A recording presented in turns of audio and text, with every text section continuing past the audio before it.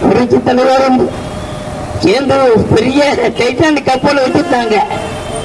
அதை ஓட்ட தெரியாம ஊற்றி பாறையில மொழி இப்ப என்ன பண்றாங்க, டைட்டானிக் கப்பலை தண்ணியில இறங்கி தள்ளுறாங்க. நானும் சவுண்டமணி ஒரு படத்துல சொல்லுவோம், என்ன வேடா அப்படின்னு கேட்பாரு, கப்பல்ல முப்பராச்சுன்னா நீங்க இறங்கி தள்ளணும் அப்படிங்கிற மாதிரி. இவர் ஒரு பக்கம், அவங்க கூட்டணி ஒரு பக்கம், எல்லாம் உடைஞ்சு போய் செதஞ்சு போச்சு. இப்ப கூட போன வாட்டி கூட நல்லா இருந்துச்சு. இப்ப கூட ஒன்னாதான் இருந்தோம். திடீர்னு அவருக்கு என்ன பிடிச்சிச்சின்னு தெரியல, எடப்பாடிக்கு நான் தனியா நிற்பேன் அப்படிங்கிறார். நீங்க எவ்வளவு நிக்கிறோம் நம்ம பார்ப்போம், நாங்க எவ்வளவு நிக்கிறோம்னு பார்ப்போம். ஏன்னா இப்படி பெரியவர்கள் தாய்மார்கள் நல்லா சிந்திச்சு பாருங்க.